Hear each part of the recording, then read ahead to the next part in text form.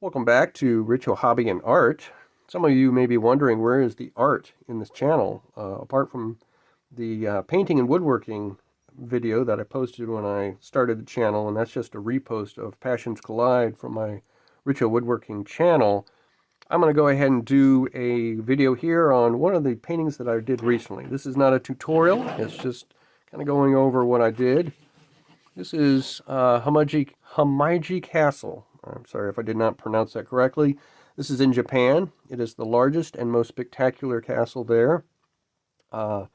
Completed in 1609, it has survived natural disasters and war. It is a World Heritage Site. I did this for a friend of mine in Japan. He gave me a challenge of doing this, and it was a challenge. Making this castle, doing it the way I did it, that was very challenging for me. It took 2 weeks, and one of those weeks was just kind of figuring out how to do the castle, how to make this work. And I decided what I would do was to show the castle amongst cherry blossoms, which would be in bloom right now. He had a picture that he had taken last year that I used as my reference, showing the trees, and I had found other pictures online of those same trees in bloom. And so I used a combination of both.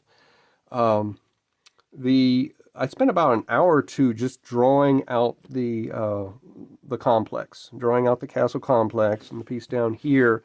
And then I covered it with a masking tape or a painter's tape over the castle itself so that I could do the background and not really harm the building itself or try to paint over that.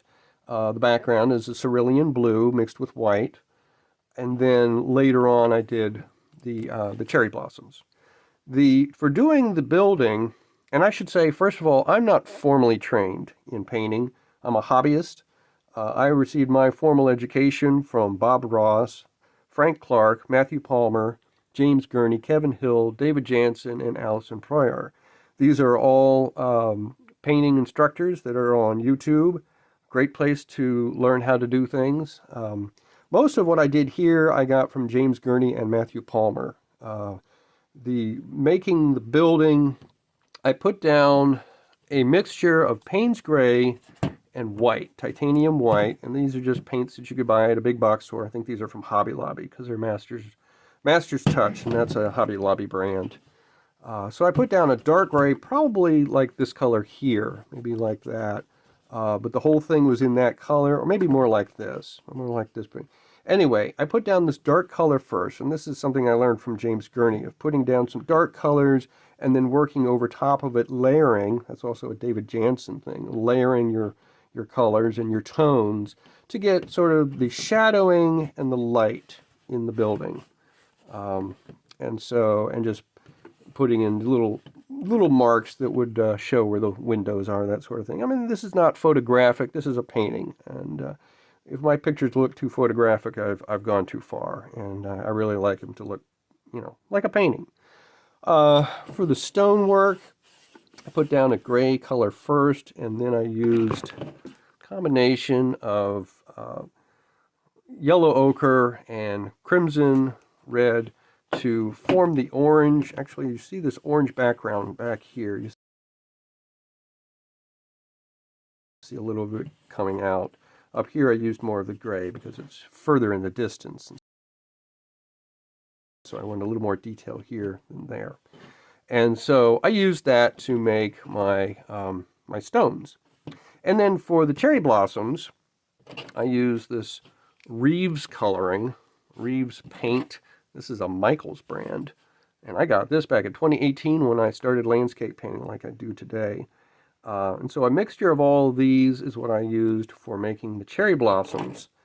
And then I applied them primarily with, a brush like this, very basic flat brush. But then for detail, I used these.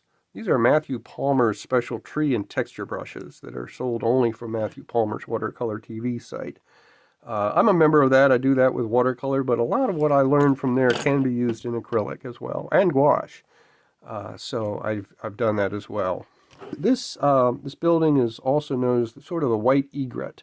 It's supposed to resemble a white bird taking flight, and so I really wanted to kind of emphasize the building against the sky with that cherry blossoms just in sort of a, and you could tell the cherry blossoms are not very well defined other than their white and pink coloring.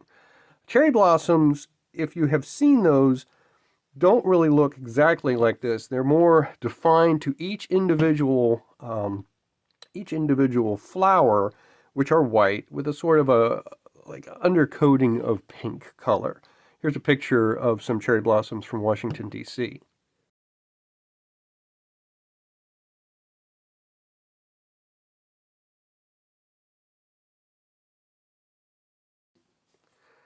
And so that's a painting that I've done recently, very challenging, and I continue to do acrylic and watercolor and gouache painting as I can and as I am inspired to do so.